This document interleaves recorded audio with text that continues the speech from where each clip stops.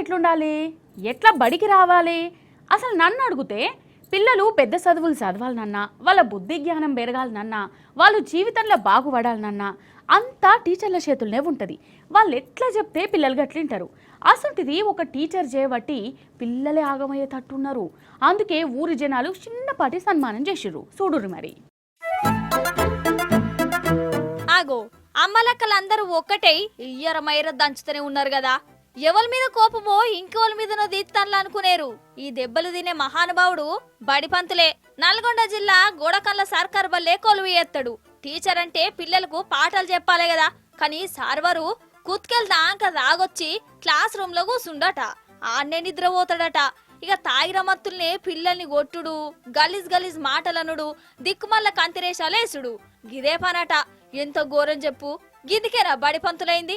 ఇక ఈ తాగుబోతు టీచర్ వేషము ఊరి జనాలకి ఎరికైంది. అందరు ఒక్కటే తాగొచ్చిన సార్ను గీతీల్రా సన్మాన కార్యం పెట్టిర్రు.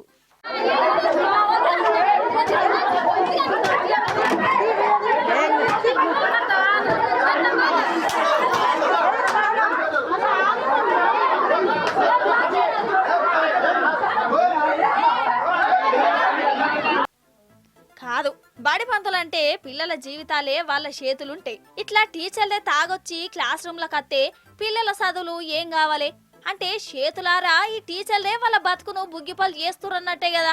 గిట్లా చేస్తున్న టీచర్లకు ఎంత పెద్ద శిక్ష చేసినా తక్కువనే. గిసుంటోళ్ళు వేయబట్టే మంచి మంచి సార్లకు కూడా చెడ్డ పేరు రావట్టే. సర్కారు బడంటేనే జనాలు దూరం దూరం జరగబట్టే, పిల్లలు చదువులకు దూరం కాబట్టే. ఏందో ఏమో పో.